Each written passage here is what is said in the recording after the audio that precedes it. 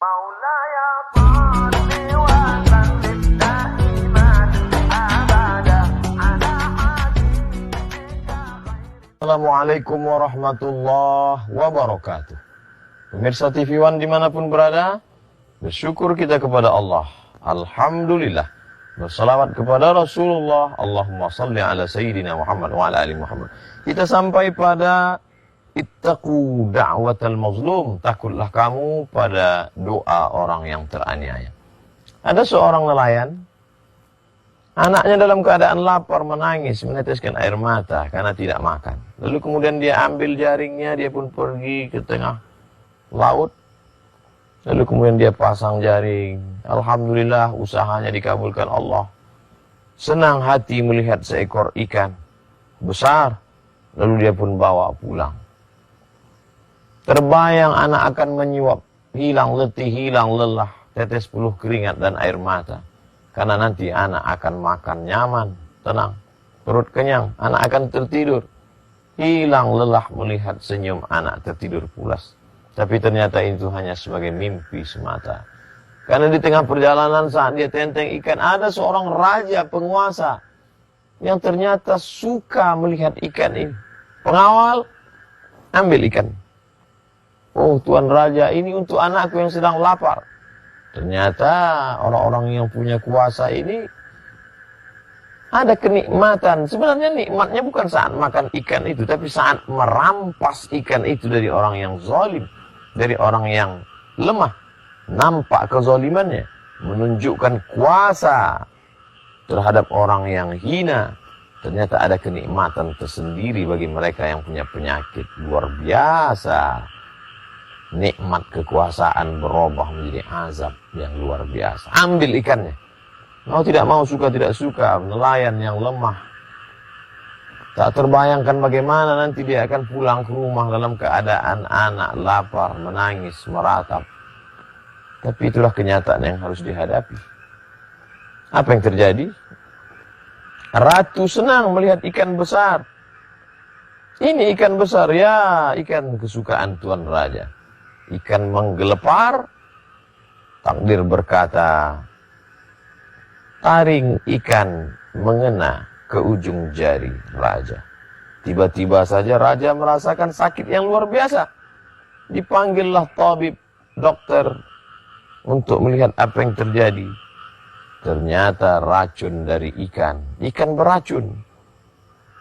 Sudah masuk ke darah dan sudah mulai terasa. Lama kesembuhan tak juga tiba.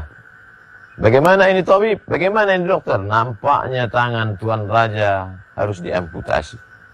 Tidak ada obat lain, tidak ada. Akhirnya jari harus hilang.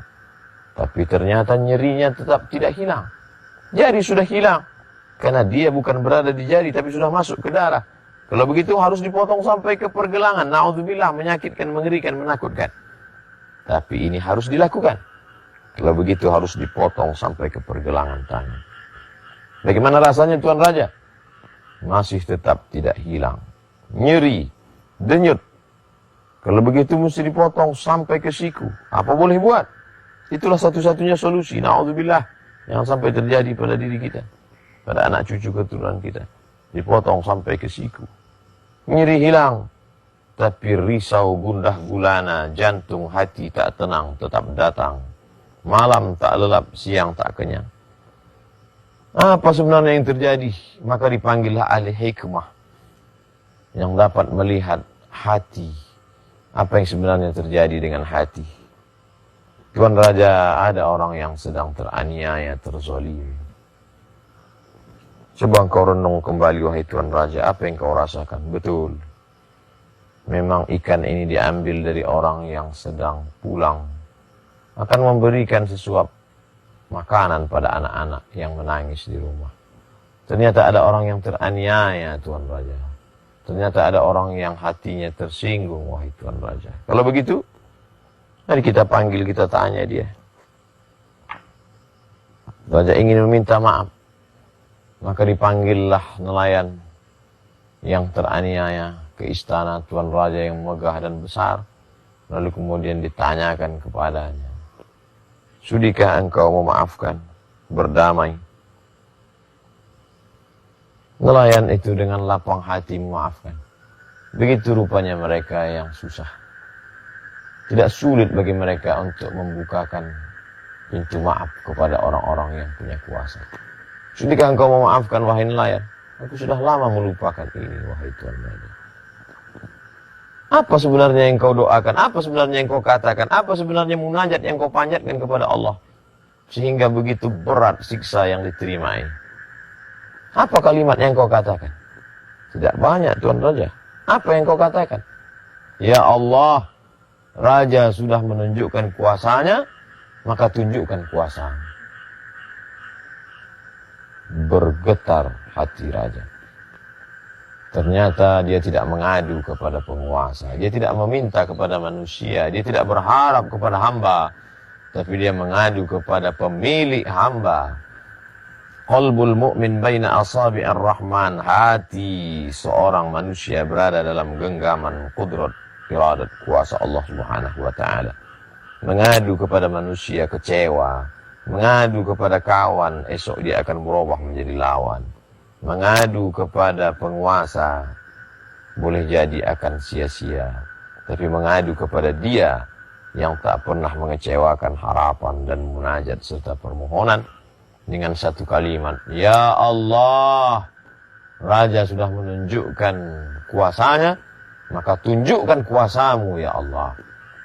Ikan juga lemah, tapi ternyata gigi taringnya mengandung bisa. Bisa itu masuk ke darah, masuk ke dalam tulang. Begitulah Allah membalas. Ittaqu da'watal mazlum. Hati-hati, waspada terhadap doa orang yang teraniaya. Mudah-mudahan kita tak pernah menganiaya orang. Dan andai pun pernah, mohon maaf. Terima kasih. Wassalamualaikum warahmatullahi wabarakatuh.